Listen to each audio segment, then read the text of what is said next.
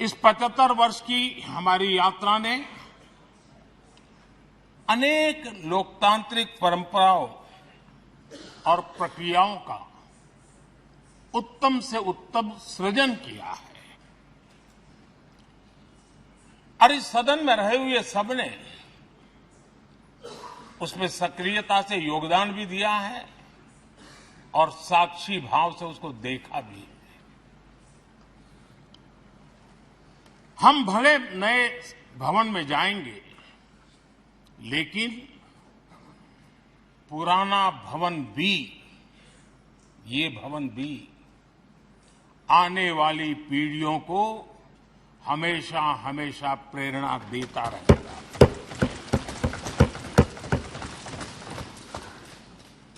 ये भारत के लोकतंत्र की स्वर्णिम यात्रा का एक महत्वपूर्ण अध्याय है,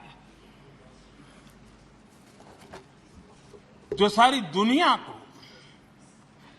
भारत की रगों में लोकतंत्र का सामर्थ्य कैसे है, इसका परिचित कराने का काम इस इमारत से होता रहेगा। आदरणीय अध्यक्ष जी, अमृतकाल की प्रथम प्रभा का प्रकाश राष्ट्र में एक नया विश्वास, नया आत्मविश्वास, नया उमंग, नए सपने, नए संकल्प और राष्ट्र का नया सामर्थ्य उसे भर रहा है। चारों तरफ आज भारतवासियों की उपलब्धि की चर्चा हो रही है और गौरव के साथ हो रही है। ये हमारे 75 साल के संसदीय इतिहास का एक सामूहिक प्रयास का परिणाम है, जिसके कारण विश्व में आज वो गूंज सुनाई दे रही है। आदरणीय अध्यक्ष जी, चंद्रयान-3 की सफलता न सिर्फ पूरा भारत, पूरा देश अभिभूत है और इसमें भारत के सामर्थ्य का एक नया रूप, जो आधुनिकता से जुड़ा है, जो विज्ञान से जुड़ा है, जो टेक्नोलॉजी से जुड़ा है, जो हमारे वैज्ञानिकों के सामर्थ्य से जुड़ा है, जो 140 करोड़ देशवासियों के संकल्प की शक्ति से जुड़ा हुआ है, वो देश और दुनिया पर एक नया प्रभाव पैदा करने वाला है। ये सदन और इस सदन के माध्यम से मैं फिर एक बार देश के वैज्ञानिकों और उनके साथियों को कोटि कोटि बधाइयां देता हूं, उनका अभिनंदन करता हूं।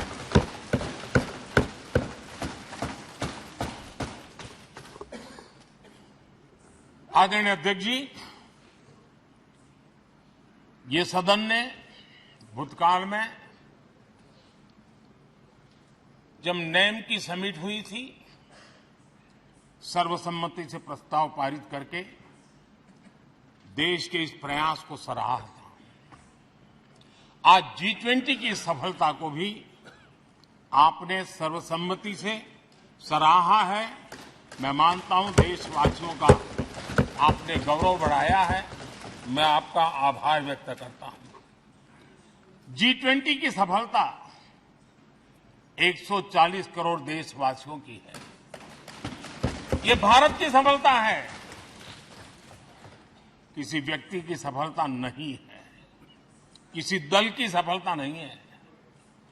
भारत के फेडरल स्ट्रक्चर ने, भारत की विविधता ने 60 स्थानों पर 200 से अधिक समिट और उसकी मेजबानी हिंदुस्तान के अलग अलग रंग रूप में देश की अलग अलग सरकारों ने बड़े आन बान शान से की और ये प्रभाव पूरे विश्व भर के मन पर पड़ा हुआ है। ये हम सबके सेलिब्रेट करने वाला विषय है, देश के गौरवगान को बढ़ाने वाला है।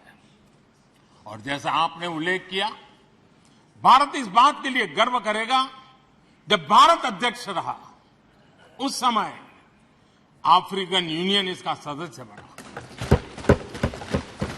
परिवार भी अगर पुराना घर छोड़कर के नए घर जाता है तो बहुत सारी यादें कुछ पल के लिए उसको झकझोर देती है।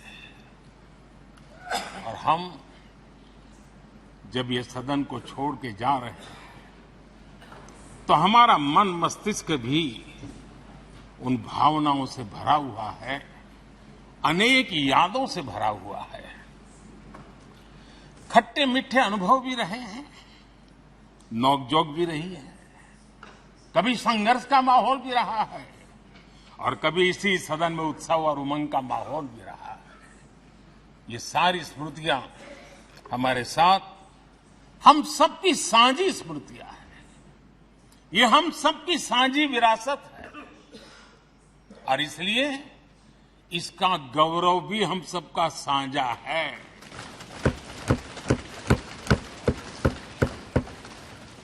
आजाद भारत के नवनिर्माण से जुड़ी हुई अनेक घटनाएं इन 75 वर्ष में यही सदन में आकार लेती हुई हमने देखी है। आज हम जब इस सदन को छोड़ करके नए सदन की ओर प्रस्थान करने वाले हैं, तब भारत के सामान्य मानवीय की भावनाओं को जहां जो आदर मिला है, सम्मान मिला है, उसकी अभिव्यक्ति का भी एक अवसर है। और इसलिए आदरणीय अध्यक्ष जी, मैं पहली बार जब संसद का सदस्य बना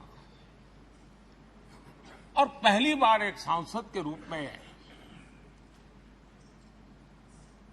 इस भवन में मैंने प्रवेश किया तो सहज रूप से मैंने इस संसद भवन के दौर पक्ति पर अपना शीश झुका करके इस लोकतंत्र के मंदिर को श्रद्धा भाव से नमन करते हुए मैंने पैर रखा था। वो पल मेरे लिए भावनाओं से भरी हुई थी, मैं कल्पना नहीं कर सकता था। लेकिन भारत के लोकतंत्र की ताकत है, भारत के सामान्य मानवीय की लोकतंत्र के प्रति श्रद्धा का प्रतिबिंब है कि रेलवे प्लेटफॉर्म पर गुजारा करने वाला एक गरीब परिवार का बच्चा पार्लियामेंट पहुंच गया। कोरोना काल हमारे सामने उदाहरण है। हर परिवार में रहता था कहीं बाहर जाए तो मौत को बुलावा न दे दे, उसके बावजूद भी हमारे माननीय सांसद दोनों सदन में कोरोना काल के इस संकट की घड़ी में भी सदन में आए, अपना कर्तव्य निभाया। हमने राष्ट्र का काम रुकने नहीं दिया। आवश्यकता पड़ी, डिस्टेंस रखना भी था और बार बार टेस्टिंग भी करना पड़ता था। सदन में आते थे लेकिन मास्क पहनना पड़ता था। बैठने की रचना भी अलग अलग की, समय भी बदले गए। हर चीज के साथ राष्ट्र का काम रुकना नहीं चाहिए, इस भाव से सभी सदस्यों ने इस सदन को अपने कर्तव्य का महत्वपूर्ण अंग माना, संसद को चलाए रखा। और मैंने देखा है कि इस सदन से इतना लगाव लोगों का रहता है कि पहले कभी हम देखते थे कोई 30 साल पहले सांसद रहा होगा, कोई 35 साल पहले रहा होगा, लेकिन वो सेंट्रल हॉल तो जरूर आएगा। जैसे मंदिर जाने की आदत होती है वैसे उनको सदन में आने की आदत है। इस जगह का लगाव बन जाता है, एक आत्मीय भाव से जुड़ाव हो जाता है। और ऐसे बहुत से पुराने लोग हैं जो आते जाते में मन करता है जरा चलो एक चक्कर काटते। आज उनका जनप्रतिनिधि के नाते दायित्व तो नहीं है, लेकिन भूमि के प्रति उनका लगाव हो जाता है। ये सामर्थ्य होता है इस सदन का। आदरणीय अध्यक्ष महोदय, आजादी के बाद बहुत बड़े बड़े विद्वान लोगों ने बहुत आशंकाएं व्यक्त की थी। पता नहीं देश का क्या होगा, चल पाएगा कि नहीं चल पाएगा, एक रहेगा कि बिखर जाएगा, लोकतंत्र बना रहेगा नहीं, 50। लेकिन इस देश की संसद की ताकत है कि पूरे विश्व को गलत सिद्ध कर दिया और ये राष्ट्र पूरे सामर्थ्य के साथ आगे बढ़ता रहा।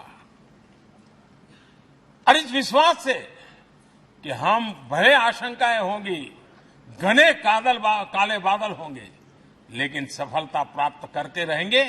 और ये हम सब लोगों ने, हमारी पुरानी पीढ़ियों ने मिलकर के इस काम को करके दिखाया है।